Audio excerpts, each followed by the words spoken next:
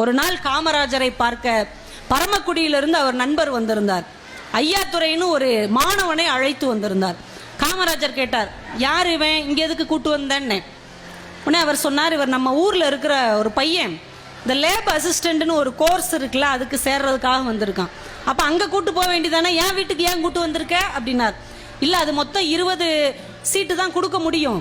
அந்த 20 மதிப்பெண்களுக்கு உள்ளவங்களை எடுத்துட்டாங்க. இவன் 23வது இடத்துல இருக்கிறான். அதுக்கு நான் என்ன பண்ண முடியும் அப்படின்னார். இல்ல, நீ எப்படியாவது அவனை சேர்த்து விட்டுட்டா, நான் எப்பயுமே சிபாரிசுக்கு வரமாட்டேன்னு தெரியும்லன்னார். தெரியும், இருந்தாலும் அவன் நம்ம ஊர்ல சலவை தொழில் செய்கின்றவருடைய மகன். முதல்ல அவன் பரம்பரையில அவன் தான் பள்ளிக்கூடத்திலே கால் எடுத்து வச்சிருக்கிறான். அந்த சமூகமே இப்பதான் படிப்பு வாசனையை பார்க்கிறது, நீ ஏதாவது அப்படின்னார்.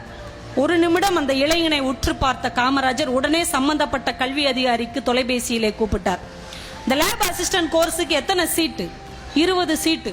இன்னும் 5 சீட்டு சேர்த்துக்கிடலாம்னா எவ்வளவு செலவாகும்? ஒரு 5 லட்சம் செலவாகும். சரி, முதல்வர் நிதியிலிருந்து அந்த 5 லட்சத்தை கொடுத்து விடுங்கள். அதற்கு அடுத்து 5 மதிப்பெண்களில் யார் இருக்கிறார்களோ அவங்களே சேர்த்துக்கோங்கன்னார். சொல்லிட்டு, நீ 23வது இடத்துல இருக்கிற, உனக்கும் கிடைக்கும், உனக்கு முன்னால 2 பேருக்கும் கிடைக்கும், உனக்கு பின்னாடி 2 பேருக்கும் கிடைக்கும் சொன்னார். ரொம்ப நன்றியானா அவனை தோல்ல கைய வச்சு தட்டிக்கிட்டே சொன்னார், உன்னை என் நண்பன் அழைத்து